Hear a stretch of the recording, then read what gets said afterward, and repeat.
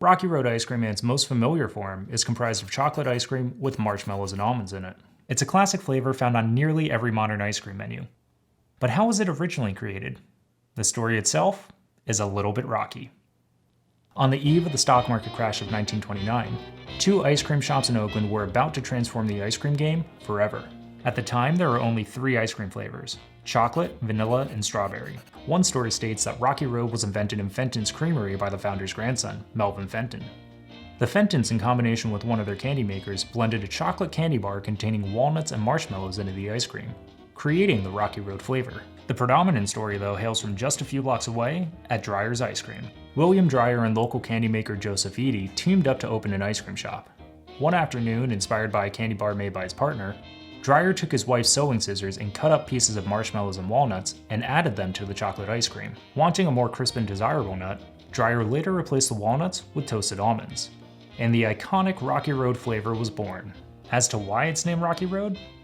The name itself is actually a play on words for the rocky road of life that people had to walk on during the Great Depression. Regardless of the true origin, the flavor would go on to inspire a myriad of modern ice cream flavors containing additional ingredients mixed into the ice cream, as opposed to merely placing the extras on top.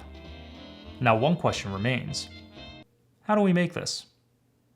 And how do we make this without an ice cream maker? To make Rocky Road ice cream, we'll need the following ingredients: heavy whipping cream, sweetened condensed milk, unsweetened cocoa powder, marshmallows, and roasted salted almonds. And that's it.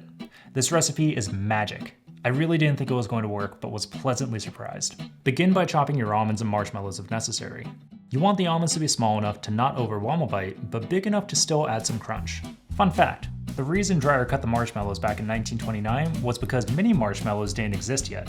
The only marshmallows that existed at the time were those large campfire marshmallows that you use for s'mores. Next, pour the sweetened condensed milk into a bowl and whisk in your cocoa powder. Once combined, stir in your marshmallows and almonds until well mixed. Then, pour your heavy whipping cream into a large bowl. I try to use the largest bowl that I have with the tallest walls.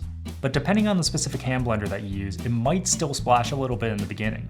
Whip your heavy whipping cream until it starts to form stiff peaks.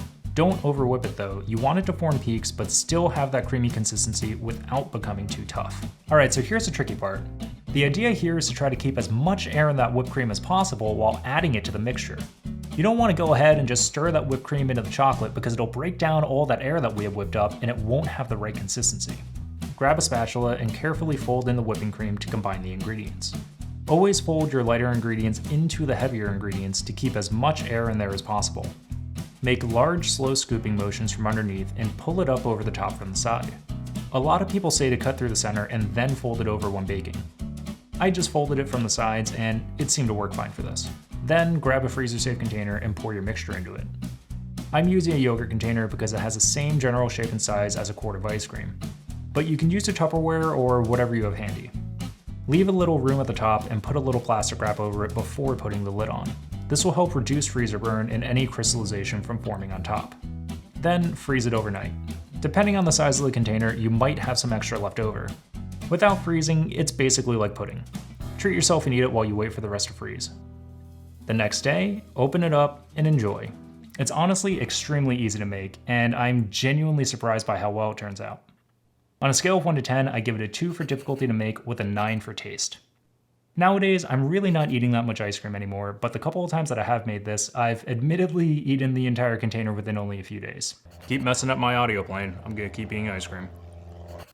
Cost-wise, you're really not going to be saving that much, but you do wind up having a lot more control over what's actually going into the ice cream, so you can avoid all those extra gums and additives that are in the store-bought versions, which for me is a huge plus. Now, would I continue making homemade ice cream in the future? Yeah, probably if I wanted it. It takes less than 10 minutes to put together, and I really do like the fact that I would have a lot more control over what's actually going into it. And I think it would be a lot of fun to explore what different flavors and combinations I can come up with. Now, if you'll excuse me, I have some ice cream to eat. Thanks for watching. If you want to see more videos like this, hit the like and subscribe buttons down below. If you've made this dish before or have your own take on it, share it with us in the comments. As always, stay safe, stay healthy, and thanks for watching. You want more? Alright, the average scoop of ice cream is somewhere around 200 calories. Studies have shown that you burn roughly 100 calories per 1 mile that you run. And so if you're concerned about burning off that scoop of ice cream you just ate, just run 2 miles. Whatever you do, don't do what I did. I ate this entire container of ice cream within the past 24 hours while filming this. This weekend's gonna be an extra long run.